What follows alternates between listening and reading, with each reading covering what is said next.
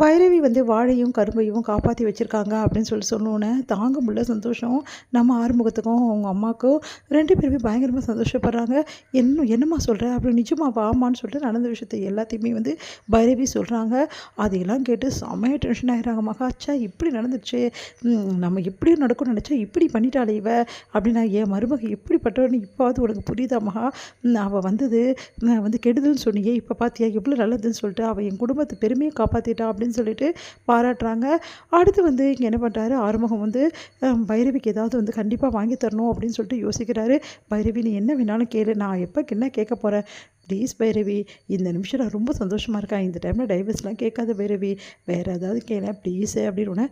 சரி நேரம் வரும்போது கேட்குறேன் போதுமா அப்படின்றாங்க. எப்படி பைரவி உன்னால் இவ்வளோ தூரம் வந்து பண்ண முடிஞ்சது அப்படின்னு சொல்லி சொன்னோன்னே இதில் என்ன இருக்குது, கண்ணுக்கு எதிராக ஒரு விவசாயம் அழியிறத யார் பார்த்துப்பா சொல்லு, அதனால தான் நான் பண்ணேன். அதெல்லாம் இல்லை பைரவி, எனக்கு நல்லா தெரிஞ்சு போச்சு என் மேலே எவ்வளோ நீ அன்பாக வச்சுருக்கேன்னு சொல்லிட்டு.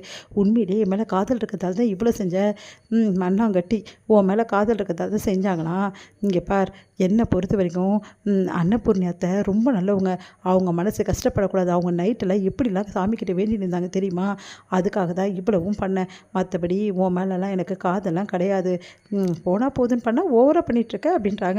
அதை கேட்டுட்டு என்ன சொன்னாலும் சரி, என்னை பொறுத்த வரைக்கும் என் மேலே ஏன் பைரவி உயிரே வச்சுருக்கா, அதான் இவ்வளோ ரிஸ்க் எடுத்திருக்கா அப்படின்னு தான் நான் சந்தோஷப்பட்டுருக்கேன், நான் சந்தோஷப்படுறது ஏன் கெடுக்கிற பைரவி அப்படின்னு நீ உன்னால் திருத்தவே முடியாது அப்படின்னு சொல்லிட்டு போகிறாங்க. இங்கே நிம்மதி அடைகிறாரு. இங்கே வந்து என்ன பண்ணுறாங்க, நம்ம வந்து சிந்துவும் அதுக்கப்புறமா சிவாவும் வந்து எல்லா இடமும் சுற்றி பார்த்துட்ருக்காங்க. இதையெல்லாம் பார்த்துட்டு செம்மையாக டென்ஷன் ஆகிடுறாங்க. ஸ்னேகா வந்து இந்த மாதிரி இது சுற்றி பார்க்க தான் வந்தானா இவளை அப்படி சொல்லிட்டு டென்ஷன் ஆகுறாங்க. அடுத்து வந்து இந்த மாதிரி மலை உச்சியில் ஏறும்போது இங்கேருந்து விழுந்தால் என்ன நடக்கும், ஒரு வேளை டாக்டர் நான் இங்கேருந்து விழுந்துட்டா நீ என்ன ஆவ அப்படின்னோடனே, ஏன் சிந்து தேவையில்லாமல் பேசிகிட்டு இருக்க, இங்கெல்லாம் நீ விழுந்துருவியா அப்படின்னோடனே, இங்கே பார் டாக்டர் நிஜமாகவே நான் விழுந்து காட்டுவேன், அப்படி நான் விழுந்துட்டேன்னா நீ என்ன பண்ணுவேன் அப்படின்னு சொன்னோன்னே, என்ன பண்ணுவேன் நான், நீ முதல்ல விழுந்து காட்டு அப்புறம் பார்க்கலான்னொன்னே, துபார் இப்போ விழுந்துட்டேன் அப்படின்னு சொல்லிட்டு அங்கே போய் வந்து ஒழிச்சிட்ருக்காங்க. இதுதான் விழாது அவனுக்கு அப்படின்னு சொல்லிட்டு சிரிக்கிறாரு. அடுத்து வந்து சரி ஒரு ஃபோன் வருது ஒரு நிமிஷம் இரு அப்படின்னு சொல்லிட்டு ஃபோன் பேசுறதுக்காக போகிறாரு. இங்கே சிந்து நின்றுட்டுருக்காங்க. ஸ்னேகா என்ன பண்ணுறாங்க, அவங்கள பிடிச்சி தள்ளி விட்டுறாங்க. அதனால் சிந்து போய் கீழே விழுகிறாங்க. இங்கே வந்து பயங்கரமாக அதிர்ச்சி அடைகிறாரு சிவா, பயங்கரமாக கதிரி அடையாரு, சிந்துன்னு பயங்கரமாக கதிரி அடையாரு.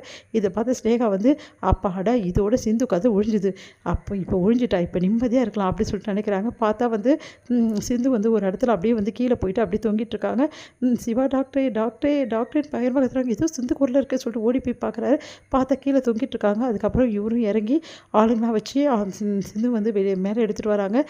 சிந்து வந்து உயிரோடு வரதை பார்த்து அப்படியே சந்தோஷம் தாங்க முடியல சிவாவுக்கு, அப்படியே கட்டி பிடிச்சிட்டு அழறாரு. சிந்து ஒரு நிமிஷம் நான் பயந்து போயிட்டேன் சிந்து அப்படின்னு சொல்லிட்டு, டாக்டர் என் மேலே உனக்கு இவ்வளோ காதல் இருக்கா அப்படின்னு சொல்லிட்டு அழகிறாங்க. ஏன் சிந்து கொஞ்சம் பார்த்து இருக்கிறது இல்லையா, இப்போ பாரு என்ன ஆயிடுச்சுக்கும் அப்படின்னு. எனக்கு தான் ஒன்றுமே இல்லையே டாக்டர், நான் நல்லா வந்துட்டேனே, நானே ஒரு நிமிஷம் நடந்தேன் பயந்துட்டேன் டாக்டர், நான் ஒரு வேளை இந்த உலகத்தை விட்டு போயிட்டேன்னு சொல்லிட்டு. ஆனால் ஒன்று டாக்டர், என்னை யாரோ பிடிச்சி தள்ளி விட்டாங்க டாக்டர். ஒன்று தள்ளி விட்டாங்களா, நீ என்ன சொல்கிற சிந்து? ஆமாம் டாக்டர், என்னை யாரோ பிடிச்சி தள்ளி விட்டாங்க, அப்புறம் தான் நான் கீழே போய் விழுந்தேன், நீ பார்த்தியா இல்லையா யாருன்னு? இல்லை டாக்டர் நான் பார்க்கல அப்படின்ட்டாங்க. இங்கே வந்து ஐயோ இவ பழிச்சிக்கினாலா, இது ஒருவேளை நம்ம தள்ளி விட்டது இவளுக்கு தெரிஞ்சிச்சா அப்படின்னு சொல்லிட்டு வந்து பார்க்குறாங்க. யார் சொல்லு அப்படின்னு ஒன்று தெரியாது அப்படின்ற மாதிரி சொல்கிறாங்க. எல்லாருமே கூடிடுறாங்க. அதுக்கு போலீஸும் வந்துடுறாங்க. இந்த மாதிரி ஒன்றும் இல்லை பிரச்சனை அப்படின்ற மாதிரி சொல்லிவிட்டு எல்லோரும் போயிடுறாங்க. அடுத்து வந்து சிந்து வந்து யோசிக்கிறாங்க. எனக்கு நல்லா தெரியும் டாக்டர், என்னை யாரோ பிடிச்சி நல்லா தள்ளி விட்டாங்க, அப்புறம் தான் நான் விழுந்தேன். எனக்கு என்னமோ அந்த ஸ்னேகா மேலே தான் சந்தேகமாக இருக்குது. ஸ்னேகாவா, அவள் இப்போ இங்கே வந்தா, என்ன சொல்கிற சிந்து? எனக்கு என்னமோ அப்படி தான் இருக்குது டாக்டர், எனக்கு நல்லா பிடிச்சி தள்ளி விட்டுட்டா, அப்புறமா தான் நான் கீழே போய் விழுந்தேன். அது ஸ்னேகாவோன்னு எனக்கு சந்தேகமாகவே இருக்குது. இது நான் கண்டிப்பாக கண்டுபிடிப்பேன். ஒரு வேளை அந்த ஸ்னேகா தான் வந்து இதை பண்ணியிருந்தாள்னா நான் அவளை சும்மா விட மாட்டேன் டாக்டர்.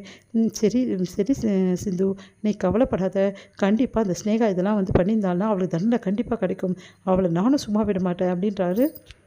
சிந்து வேறு எதுவும் அடிப்படல, நான் உருண்டு விழுந்ததில்லை, இங்கே பார்த்தல கை காலெல்லாம் தான் அடிபட்டுக்கு, சரிப்பா ஃபஸ்ட் எய்ட் போடுறேன்னு சொல்லிட்டு போகிறாரு.